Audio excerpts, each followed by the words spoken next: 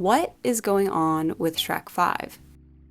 Over the last decade, it's become increasingly obvious that there's a creativity shortage in Hollywood, with all of the major studios choosing to drag old IP out of storage instead of making something new. Just look at Jumanji, Jurassic Park, or Ghostbusters. One of the latest franchises to get this blatant cash grab treatment is Shrek, with its 5th movie being confirmed for release a full 15 years after its last installment.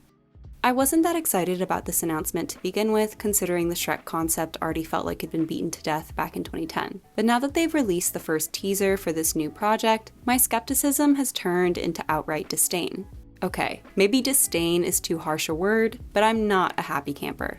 To those of you getting ready to type, "You're an adult, these movies are made for kids," children deserve good movies. That expectation is what gave us so many amazing animated films in the past, and The Wild Robot, Into the Spider-Verse, Wolfwalkers, and The Boy and the Heron prove it can still be done. Shrek 5, on the other hand, just looks like more of the slop that Hollywood has been spoon-feeding us as of late. I know what you're thinking, how could you have such a strong opinion based on a 30-second clip? So let me explain. Loosely based on the children's book of the same name, the first Shrek movie was released in May 2001, and quickly became one of the biggest films of the year. With its grumpy protagonist, unusual love story, and pop culture references, Shrek subverted expectations of the fairy tale genre and had an immeasurable impact on the animation industry, cementing the shift away from 2D and setting a new standard of adult humor and kid-friendly stories. Not to mention, it was also one of the first times that Disney had some real competition, signaling to other studios that there was no longer a monopoly on the medium, resulting in a huge increase in animated films in the years that followed. The popularity of the film led to the release of a sequel in 2004, and against all odds, Shrek 2 wound up being just as critically and commercially successful as its predecessor. Then CEO of DreamWorks, Jeffrey Katzenberg, decided to continue riding this neon green wave and immediately got to work on a full-blown Shrek franchise. 3 additional films and a spin-off were planned, but with each of these new releases, reception to the franchise soured more and more. Instead of the planned 5-film arc, the main Shrek storyline ended in 2010 with the 4th film, Shrek Forever After. And after the release of the spin-off film, Puss in Boots, the following year, the entire franchise was put to rest. Although DreamWorks insisted that they were still trying to find a way to continue the story, the franchise remained in limbo for several years until 2016 when NBC Universal purchased the studio and all of its IP. They immediately announced plans to revive the Shrek series alongside some of DreamWorks' other dormant franchises, and Chris Meledandri was brought on to oversee these plans. Meledandri is the CEO and founder of Illumination, the studio responsible for Despicable Me, The Secret Life of Pets, and Sing. Franchises that are so formulaic and generic that I consider them the animated equivalent of a Big Mac. The first film to come out of this collaboration was 2022's Puss in Boots: The Last Wish, and unlike most, I wasn't a huge fan. Now I did like a few things, like the dark humor and Puss's acceptance of his mortality, but the pacing and new characters just weren't for me. My biggest issue with The Last Wish was actually the art style and animation, which honestly wound up making me feel queasy at some points, and I don't know why, because I didn't mind a similar effect in Spider-Verse. Because computer animation is constantly evolving, it's to be expected that a character might look a bit different in their first appearance compared to their last, but changing the art style willy-nilly is something that I just can't abide by. I didn't like it when it happened in The Incredibles, and I didn't like it in American Dragon Jake Long.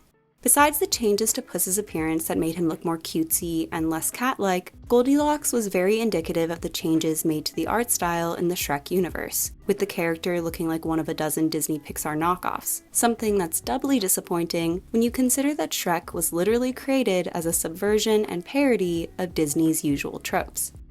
Unfortunately for me, The Last Wish seems to have rubbed off on Shrek 5, with the teaser showing an absolutely terrifying version of the characters with voluminous hair, glossy skin, generic features, and gigantic eyeballs.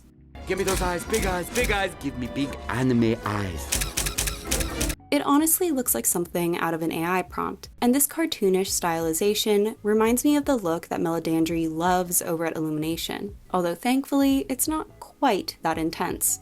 What made the original Shrek movies unique in regard to their animation was how the characters actually had distinctive features that made them look realistic and human. Yes, even the magical creatures. Take for instance Shrek Forever After. Although it certainly isn't the best Shrek film, I have to give them props for the ogres, who all have distinct appearances that help make their world feel real. I'm not getting Shrek or Fiona confused with anyone else. In the teaser, the characters not only look nothing like themselves, but they don't have any identifying features that would make them stand out in a lineup either. And don't even get me started on Donkey, who no longer resembles a stuffed animal that's gotten a bit too much love, and instead looks like a reskinned Marty from Madagascar.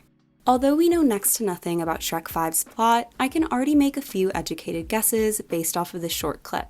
Since Zendaya is already being featured prominently in the marketing, I can assume that her character, Felicia, is gonna have a big role in the story. Considering her grimaces and groans directed at her parents, I bet that we're going to get an extremely generic growing pains storyline where Shrek is confused why his daughter doesn't want to hang out with him anymore, and his attempts to reconnect with her will just wind up driving them further apart. If that sounds familiar, it's probably because you've seen it in a dozen other animated movies like Ice Age, The Croods, or Hotel Transylvania. But now I have to wonder, what's going on with Shrek and Fiona's other kids? Or are they just going to pretend like Fergus and Farkle never existed? Which would be pretty ironic considering the plot of the fourth film. But like I said, this is just a guess, and we'll have to see how far off I was in 2026.